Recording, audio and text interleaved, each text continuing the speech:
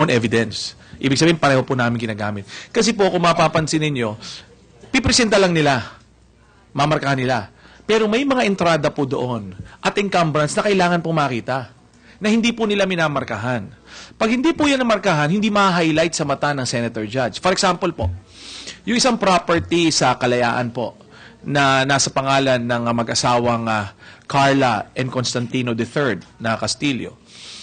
Kung titingnan mo po yung titulo, ang kanilang katanungan nun, kaya ba naman bumili yan ng ganyan? Ang laki-laki niyan. Magkano yan? 15 million. Pero po hindi nila pinakita na yun po yung utang. Ang nakalagay puro, binasa naman kanina ng testigo, ano po? Nakalagay Bank of the Philippine Islands na halagang 12 million pesos. Yun po ang, baka nagtataka, ba't paulit-ulit? Sayang lamang ang oras natin. Hindi po. Pag kami umulit, ay may dahilan. At pag may presenta po kami, meron pong purpose po yun. Ngayon po, kadagdagan na rin dun sa tanong niya, bakit po yung assessors? Di nyo pa napansin? Last week, sinimulan namin ng assessors. Ngayon, nagpresenta kami ng assessors. Bakit po nila hindi pinresenta ang assessors? Yun po ang tanong. Hindi po nila pinresenta ang assessors. And every property titled should have a corresponding tax declaration. Hindi ko po sasagutin kung anong dahilan kung bakit po nila hindi nilatag yun. Iniiwan po namin sa kanila. Pero sinasabi po namin, ang alam namin ay pinapunta nila ang assessors noon. Pero po hindi na nila tinawag, pinauwi na nila. Yun po yan.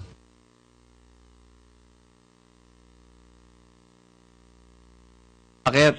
Hindi, sa aking palagay lang po, no? Sa aking palagay, kaya po hindi na nila tinawag.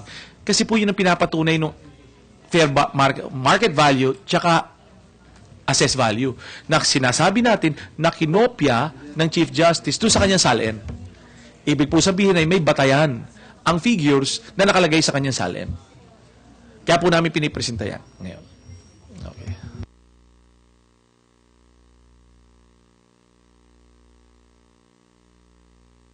Ang encumbrance po, ang sa salita po natin, tayong mga ordinaryong tao, kasi po very legal yung term encumbrance. Yan po ay tinatawag na burden.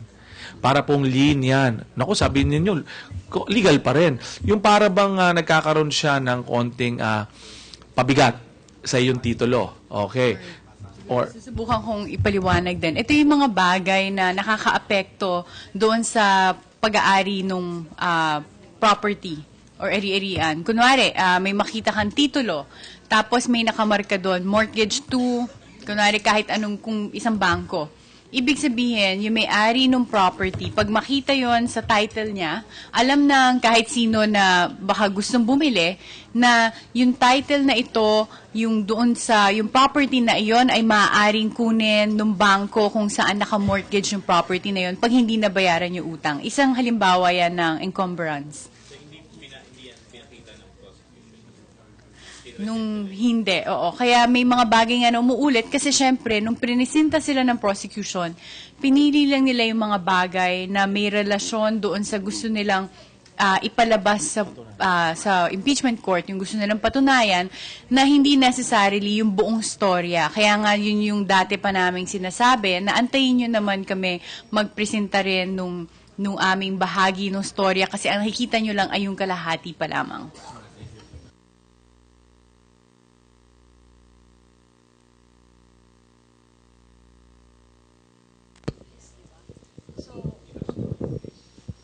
Alam niyo po, maganda po yung obserbasyon na yan.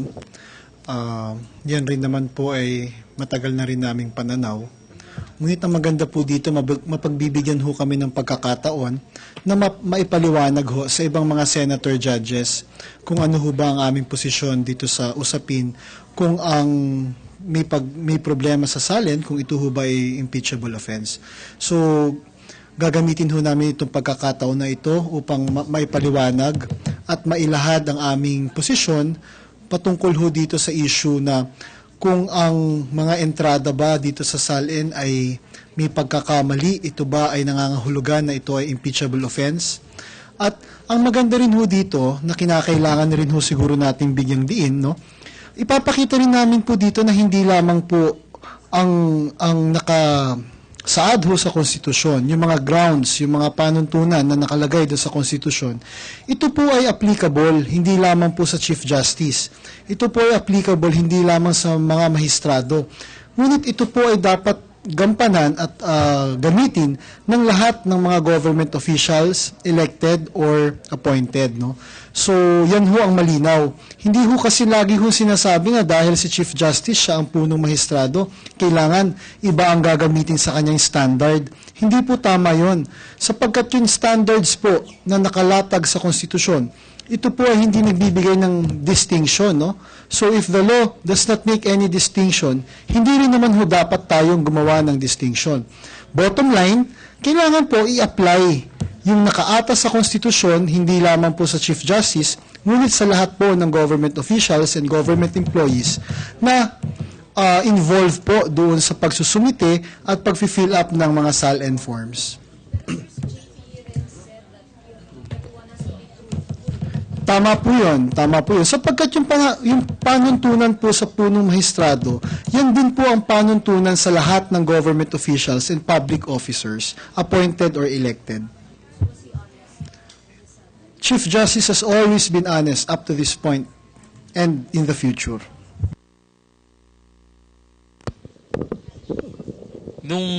Yung kay Senator Miriam din po, meron siyang binanggit na kaparehong kaso noong 2011. Paano kaya tingin niyo po pa mag-apply doon sa kaso ni CJ? Marami hong 2011 case. Ano ba? Yung Plato o yung Plato? Opo, malinaw po yan. Siguro bigyang magbalik tanaw lang po tayo. May mga pagkakataon na ho nung unang mga linggo ng paglilitis. Nagkaroon na ho ng discussion regarding whether or not yung hindi tamang entrada sa SALN, ito ba impeachable offense? Noon pa lang po, kung maririnig niyo ho, kung maalala niyo ho, diniscuss na ho ng defense team yan, yung Plato, no? So kami po yung naniniwala, unang-una, ang mga tanong lang dito, malinaw ba ang batayan doon sa lumang SALN form? Malinaw ba doon na kinakailangan lahat ng mga blanks, lahat ng mga blanco doon ay kailangan balagyan ng entrada, no? Kung hindi malinaw 'yan, ano ngayon ang magiging kaparusahan doon sa isang government official or public government employees kung hindi niya kung hindi niya nalagyan ng entries lahat ng mga blanks doon sa SALN form, no? Ano yung kailangan kaparusahan? Pangatlo, maaari pa ba niyang ayusin to o hindi? Yun yung mga katanungan kasi dito, no? Ngayon, syempre, pilit na sasabihin ng prosecution na hindi naman siya naging truthful, hindi naman siya naging makatotohanan doon sa pagsulat niya doon mga SALN. Ngunit, makikita naman po natin na wala naman malinaw na batayan. Ang lagi nga ho namin sinasabi, wala namang clear-cut indicator on how to enter all or fill up all the entries in the SALN form, on the old SALN form. Kaya po makikita natin, may bago ho ngayong SALN form na pinopropose yung Civil Service Commission. May proposal ho sila. Mas malinaw ho dito sa proposal nila kung ano yung mga kailangan ilagay.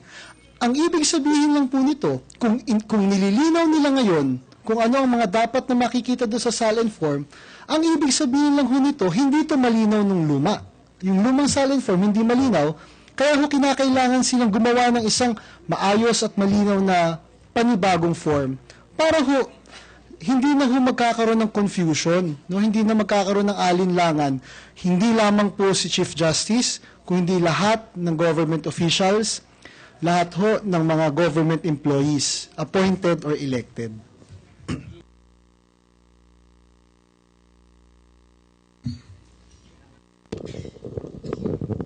Yung presentation niyo ng assessors will refute dun sa half-truth story ng prosecution? Maganda yung tanong mong yan, ano? Nasabi nga na they've presented their side, kami naman ang kabilang bahagi para makita ang kabuuan and then para mga senator judges ay magkaroon ng complete picture kung paano nila ito huhusgahan. Ngayon, sa ngayon, makikita ninyo na yung assessors pinresenta namin para mapatunayan namin ang assessed value at market value na kinopya lamang ng Chief Justice sa mga dokumentong ito. So makikita po natin na walang ibang pinagbatayan, kundi mismo mga public documents mismo.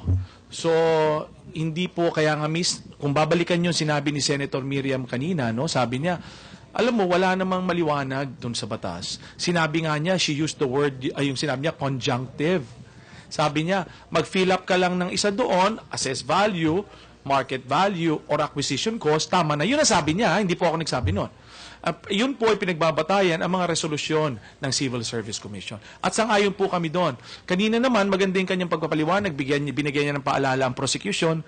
Siguro ito dapat ang tutukan ninyo. Binigyan rin niya kami ng mga paalala, ito dapat ang tutukan namin. And we take that.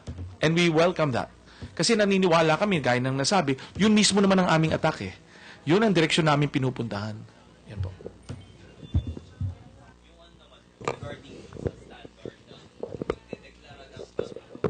Ano po ba yung sa tingin yung standard dapat? Bayan niyo pong sagutin ko kayo dyan, ano? Yung standard po na binanggit na isa nating senator judge, wala pong ibang standard kundi ang standard na nakalathala sa ating konstitusyon. Ang nakalagay po doon is an objective test. Ano po yun? Kung may culpable violation ka ba ng Constitution? Di po ba? May betrayal of public trust? Nag-commit ka ba ng high crimes? Yun po ay kailangan alamin natin kung anong nasa konstitusyon. At ang siguro kailangan natin maintindihan, inilalagay ba sa isang mas mataas na posisyon ang Chief Justice kumpara sa kahit kaninong public official? Ibig po ba sabihin nito, katulad ng sinasabi ng prosecution, na ang expectation sa isang Chief Justice ay napakataas? Kaya nga po, bayaan yung banggitin ko ito, no? Meron po ako narinig nitong weekend na a Chief Justice should be whiter than white. Opo, whiter than white. So, kumbaga sa kulay, hindi ka lang maputi, saksakan ka ng puti. Baka nga dapat padagdagan mo riyan yung salitang yung unblemished Ganun po ngayon, hindi po natin sinasabi na hindi dapat because the Constitution provides that a public office is a public trust. Yan po ang sinasabi ng Constitution. Pero sinasabi ba yun na pag ikaw ay may kaunting mancha, na binato ka ng tao, hindi mo na kayang patunayan, and dahil dito, ano magiging standard natin? Hindi po ba? Ano ba ito? Ang sinasabi nga namin, kami medyo worried. In a sense, ba't worried? Hindi po dahil sa pagpipresenta namin ng kaso. Ngunit sa paraan na ng paglalatag nila. Ngayon tapos na sila. Ngayon po, hindi na sila nagko-concentrate doon po sa tinatawag nating charges, articles. Kasi sabi nila, kung hindi napasok, wala acquisition cost Ang ano mo yon? Dishonest ka. Ganun na yon. So they are now going into a different ball game. Sa tingin ko obserbasyon, ano yung ball game na yon? That is a ball game of na yung tinatawag na they're laying a different standard. Yung sinasabi na damaged goods theory. Dahil ibig sabihin, kung ikaw ay may damage na, kahit na maaring hindi mo nagawa yan maaring eventually ma-acquit ka. Pero dahil ikaw ay may dungis na, dahil ikaw ay may mancha na, siguro wala ka ng dahilan. Yun po ang nakikita kong direksyon na tinatakbuhan. So ito po hinaharap namin at pinipilit namin paliwanag kasi po hindi ganoon Kasi po kung ganoon, paano na lang tayo? Paano na lang sasabihin, siyempre balik na naman sa amin yan. Iba ang Chief Justice. Ang Chief Justice ay ganoon. Yun nga po ang kailangan malaman, sabi nga ni Senator Miriam, this is part of our history. We are laying the definition of an impeachable offense. Gawin po natin tama. Yun po yan. Hindi ko po sinasabing tama ako, sinasabi ko lang po ang obserbasyon na. And so in short po, you're directly negating yung sinabi po kanina ni Senator Santiago na dapat yung bank accounts po ay ilagay sa SALN. Wala akong sinabi doon. Ang sinabi yan ni Senator Miriam. Makita mo na sinagot ng aming lead counsel ngayon, no? Si Atty. Bordigon. Dahil nga ang ating lead counsel ngayon na si Justice Cuevas ay wala sa ngayong araw na ito, andun si Atty. Bordigon, ipinaliwanag niya na hindi po nangangahulugan yun na yung hindi paglagay ng specific bangko o account number ay nag-violate ka. Yun po ang usapin dyan Pag naglagay ka ba ng account o pera na corresponding to that, nag-satisfy ka na. Yan ang ating mga sasagutin. At sabi nga niya, depensa kailangan tandaan yung Plato case. Kung sakali nga may pagkukulang, was that done in good faith? If we could prove that, as she mentioned in the case of Plato, it's only simple negligence.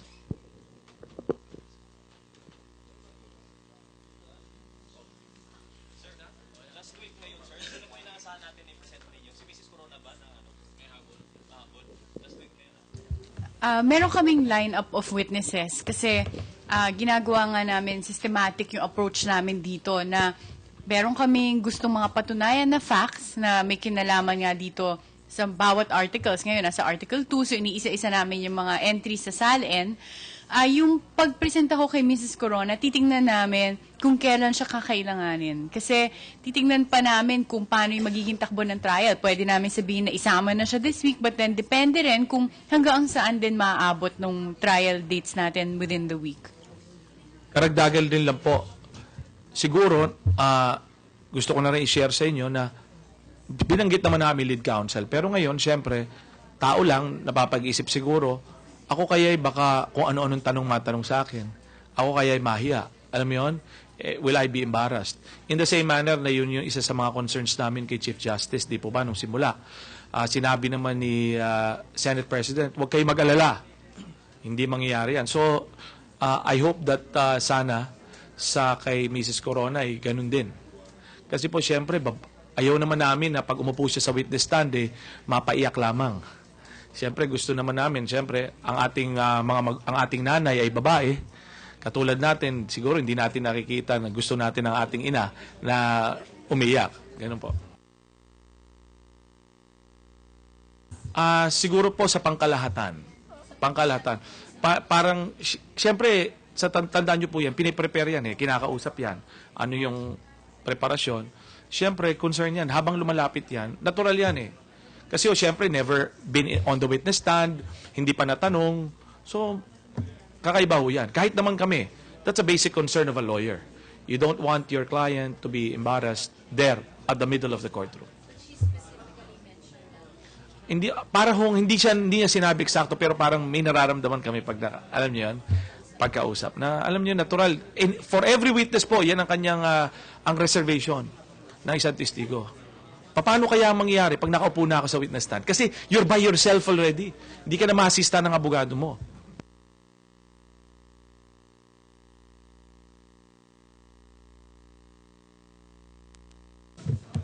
Ano, pakiulit po. Kailangan po namin alamin, sapagkat ang alam po namin ay hindi po maganda ang kanyang pakiramdam ngayong araw na to. So kami naman po ay umaasa na bukas po ay magiging maayos na po ang kanyang yung karamdaman niyo po, sana mawala na, para makasama na po natin siya ulit. Alam niyo, personal niya hindi rin namin alam yung so maganda tanongin na lang po natin kung yung tao. Oo. Tsaka si Justice Cuevas naman, kung mapapansin nyo, consistently from the time nagsimula yung prosecution, lagi talaga siyang pumupunta dito. Kahit nga nung super traffic, 'di ba, pumunta pa rin siya. Kaya ito unusual sa kanya na talagang pag may nararamdaman na lang siya, yun yung pagkakataon na hindi siya pupunta. At ngayon lang 'to nangyari.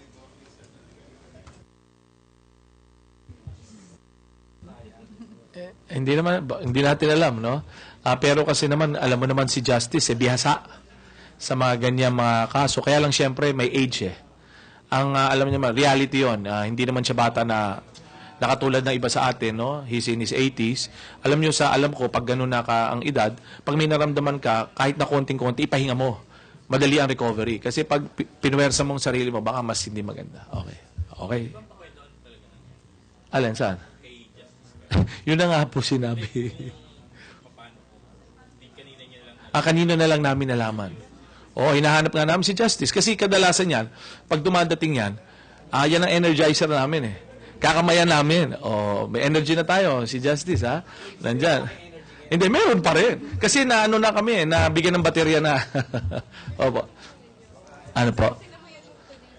Hindi, yung aming bagong lead counsel sa araw na to, si Atty. Bodigon. Ayan.